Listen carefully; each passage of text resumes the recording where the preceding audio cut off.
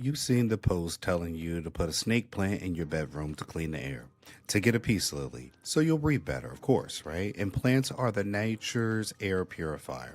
And look, I love plants just as much as the next person. I mean, we need them to breathe air, but the truth is, you think a couple plants may solve your indoor air issues, you might be actually ignoring things that actually matter. So today, we're going to answer the real question. Do plants actually clean indoor air, or is this mostly hype? And which one works better? Let me connect this to land ownership and talk about owning land because you know I love it. It's more than just dirt, it's the house you build on, how you live inside that house, and how you maintain your property. Most importantly, how you protect your household when the seasons change. In winter, your land might be quiet, but your house becomes your world. So when we talk about clean air, we talk about like homeowners or renters and focus on what actually changes our indoor environment. I'm Philip Davis with Ancestry Lands, and today we're breaking down the truth about air purifying plants, what's real, what's not, and the simple upgrades that actually improve air quality. Here's a big idea.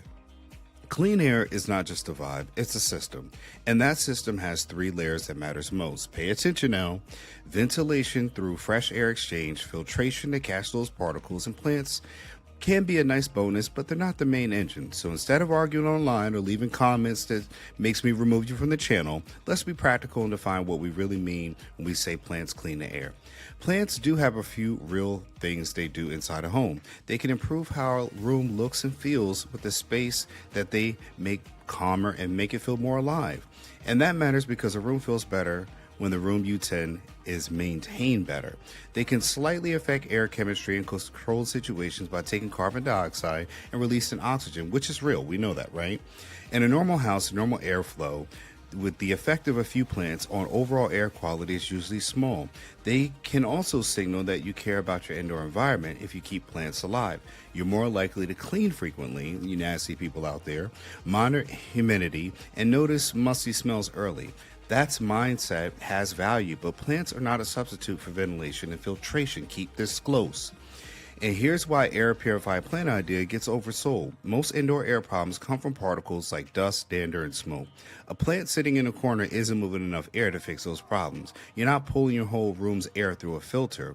So your house feels stuffy, dusty, and a used plant won't fix that. Air exchange, filtration, and moisture will. Let's talk about ventilation.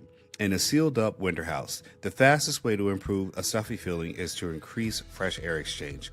Practical homeowners or renters move include using bathroom fans during showers and after using kitchen vents when cooking, cracking a window for a few minutes when the weather allows, and running your HVAC fan to keep that air moving, especially if you have good filtration. This is what makes a room feel lighter and something plants just can't replace. The second layer is filtration. 2 filtration upgrades beat a plant purifier every time.